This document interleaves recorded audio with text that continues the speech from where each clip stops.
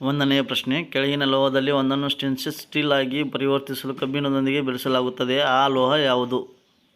ಒಂದನೆಯ ಆಪ್ಷನ್ ತಾಮ್ರ, ಎರಡನೆಯ ಆಪ್ಷನ್ ಸತು, ಮೂರನೆಯ ಆಪ್ಷನ್ ಕ್ರೋಮಿಯಂ, ನಾಲ್ಕನೆಯ ಆಪ್ಷನ್ ಬೆಳ್ಳಿ. ಸರಿ ಉತ್ತರ ಕ್ರೋಮಿಯಂ.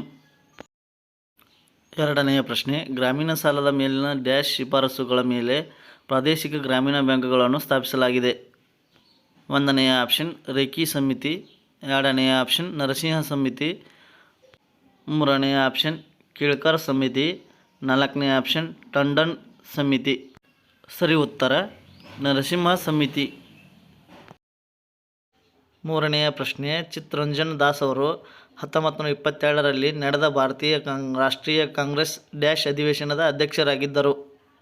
ಒಂದನೆಯ ಆಪ್ಷನ್ ಲಕ್ನೋ, ಎರಡನೆಯ ಆಪ್ಷನ್ ನಾಗ್ಪುರ್, ಮೂರನೆಯ ಆಪ್ಷನ್ ಅಹಮದಾಬಾದ್, ನಾಲ್ಕನೇ ಆಪ್ಷನ್ ಗಯಾ.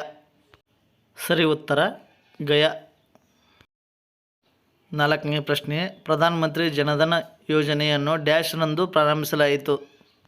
ಒಂದನೆಯ ಆಪ್ಷನ್ 26 ಜನವರಿ 2014, ಎರಡನೆಯ ಆಪ್ಷನ್ 28 ಆಗಸ್ಟ್ 2014, ಮೂರನೆಯ ಆಪ್ಷನ್ 26 ಜನವರಿ 2005, ನಾಲ್ಕನೇ ಆಪ್ಷನ್ ಆಗಸ್ಟ್ 15, 2005. ಸರಿ ಉತ್ತರ 28 ಆಗಸ್ಟ್ 2014. ಐದನೆಯ ಪ್ರಶ್ನೆ, ಕೆಳಗಿನವುಗಳಿಂದ ಪರಮಾಣು ವಿದ್ಯುತ್ ಕೇಂದ್ರ ಇರುವ ಸ್ಥಳವನ್ನು ಗುರುತಿಸಿ. ಒಂದನೆಯ ಆಪ್ಷನ್ ಹಿರಾಕುಡ್, ಎರಡನೆಯ ಆಪ್ಷನ್ ನಹರ್ಕಟಿಯಾ, ಮೂರನೆಯ ಆಪ್ಷನ್ ತಾಟಿಪಾಕ್, ನಾಲ್ಕನೆಯ ಆಪ್ಷನ್ ಕಾಕ್ರಪರ್. ಸರಿ ಉತ್ತರ ಕಾಕ್ರಪರ್. ಆರನೆಯ ಪ್ರಶ್ನೆ, 2022ರ ವಿಶ್ವ ಪರಿಸರ ದಿನದ ವಿಶೇಷ ಯಾವುದು? ಒಂದನೆಯ ಆಪ್ಷನ್ ಒಂದೇ ಭೂಮಿ, ಎರಡನೆಯ ಆಪ್ಷನ್ ಪರಿಸರ ವ್ಯವಸ್ಥೆಯ ಪುನಃಸ್ಥಾಪನೆ, ಮೂರನೇ ಆಪ್ಷನ್ ಪ್ರಕೃತಿಯ ಸಮಯ, ನಾಲ್ಕನೇ ಆಪ್ಷನ್ ವಾಯು ಮಾಲಿನ್ಯ. ಸರಿ ಉತ್ತರ ಪರಿಸರ ವ್ಯವಸ್ಥೆಯ ಪುನಃಸ್ಥಾಪನೆ. ಏಳನೆಯ ಪ್ರಶ್ನೆ, ಭಾರತೀಯ ಸಂವಿಧಾನದ ಪೀಠಿಕೆಯು ಇವರು ಪರಿಚಯಿಸಿದ ವಸ್ತುನಿಷ್ಠ ನಿರ್ಣಯವನ್ನು ಆಧರಿಸಿದೆ.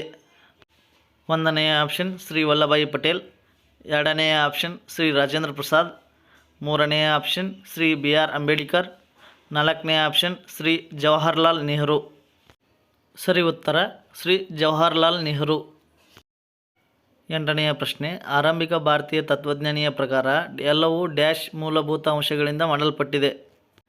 ಒಂದನೆಯ ಆಪ್ಷನ್ 5, ಎರಡನೆಯ ಆಪ್ಷನ್ 3, ಮೂರನೆಯ ಆಪ್ಷನ್ 2, ನಾಲ್ಕನೇ ಆಪ್ಷನ್ 4. ಸರಿ ಉತ್ತರ 5. ಒಂಬತ್ತನೆಯ ಪ್ರಶ್ನೆ, ಲಾವಣಿ ಜನಪದ ಸಂಗೀತವು ಈ ಕೆಳಗಿನ ಯಾವ ಭಾರತೀಯ ರಾಜ್ಯದೊಂದಿಗೆ ಸಂಬಂಧಿಸಿದೆ? ಒಂದನೆಯ ಆಪ್ಷನ್ ಬಿಹಾರ್, ಎರಡನೆಯ ಆಪ್ಷನ್ ಹಿಮಾಚಲ್ ಪ್ರದೇಶ್, ಮೂರನೆಯ ಆಪ್ಷನ್ ಗುಜರಾತ್, ನಾಲ್ಕನೇ ಆಪ್ಷನ್ ಮಹಾರಾಷ್ಟ್ರ. ಸರಿ ಉತ್ತರ ಮಹಾರಾಷ್ಟ್ರ. ಹತ್ತನೆಯ ಪ್ರಶ್ನೆ, ಮೇ 2023ರಲ್ಲಿ ಭಾರತ ಗೌರವ ರತ್ನ ಪ್ರಶಸ್ತಿಯನ್ನು ಯಾರಿಗೆ ನೀಡಲಾಗಿದೆ? ಒಂದನೆಯ ಆಪ್ಷನ್ ಸುರೇಶ್ ರೈನಾ, ಎರಡನೆಯ ಆಪ್ಷನ್ ಯೋಗೇಂದ್ರ ಯಾದವ್, ಮೂರನೆಯ ಆಪ್ಷನ್ ಫರ್ಮನ್ ಮಿಯಾನ್, ನಾಲ್ಕನೇ ಆಪ್ಷನ್ ಅಮಿತಾಬ್ ಬಚ್ಚನ್.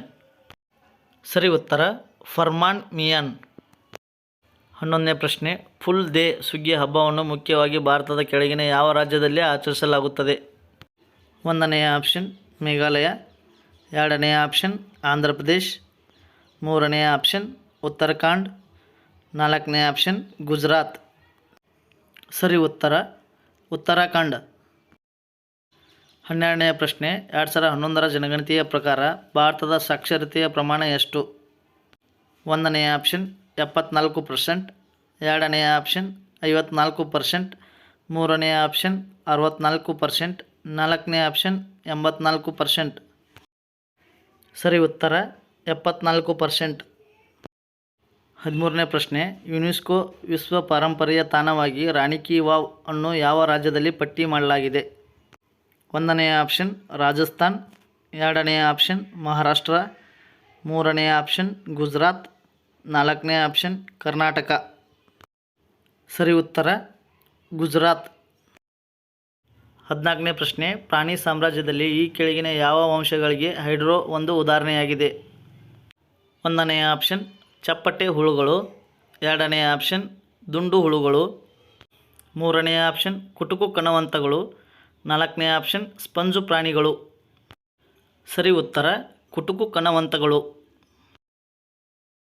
15ನೇ ಪ್ರಶ್ನೆ, ಕುಮಾರಸ್ವಾಮಿ ಕಾಮರಾಜ ಅವರಿಗೆ ಮರಣೋತ್ತರವಾಗಿ ಭಾರತದ ಅತ್ಯುನ್ನತ ನಾಗರಿಕ ಪ್ರಶಸ್ತಿಯಾದ ಭಾರತ ರತ್ನವನ್ನು 1976ರಲ್ಲಿ ನೀಡಿ ಗೌರವಿಸಲಾಯಿತು. ಅವರು 1ನೇ ಆಪ್ಷನ್ ಸಂಗೀತಗಾರ, 2ನೇ ಆಪ್ಷನ್ ನೃತ್ಯಗಾರ, 3ನೇ ಆಪ್ಷನ್ ನಟ, 4ನೇ ಆಪ್ಷನ್ ರಾಜಕಾರಣಿ.